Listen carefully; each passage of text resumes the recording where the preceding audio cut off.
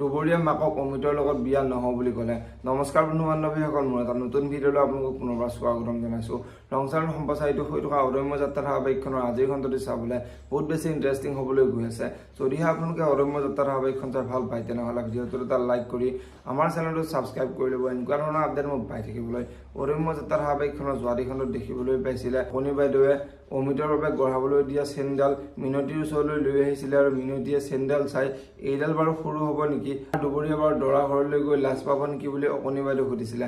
আৰু তেতিয়া অকণি বাইদেৱে তই যে কি কথাবোৰ চিন্তা কৰি আছ বুলি মিনতিৰ আগত কৈছিলে। আৰু তেতিয়া মিনতিয়ে দুবৰীক সোনকালে বিয়া দি উলিয়াই দিব পাৰিলে মই শান্তি পাম।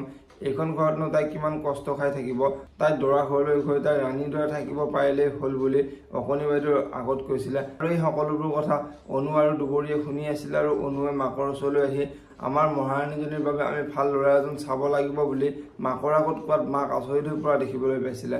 আৰু আজিৰ খণ্ডটিত আপোনালোকে দেখিবলৈ পাব মাকে অনুক তই এইবোৰ কি কৈ আছ, আমাৰতো দুবৰীৰ বিয়া ঠিক হৈ আছে, আমি আকৌ দুবৰীৰ বাবে কিয় ল'ৰা চাব লাগে বুলি অনুক প্ৰশ্ন কৰিব।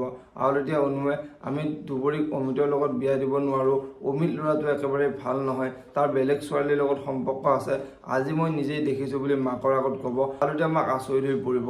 এতিয়া বাৰু মাকে অনুৰ কথাটো মানি ল'ব নে, দেখিবলৈ পাব অদম্য যাত্ৰা ধাৰাবাহিকখনৰ আজিৰ খণ্ডটিত। আনফালে আজিৰ খণ্ডটিত বন্তিৰ ঘৰলৈ অহা দেউতাক বন্তিৰ ওচৰলৈ গৈ অনুৱে আজি মোক যিবোৰ কথা ক'লে সেইবোৰ সঁচা নে মিছা, তই অমিতৰ লগত কিয় ঘূৰি ফুৰিছ বুলি বন্তিক প্ৰশ্ন কৰিব।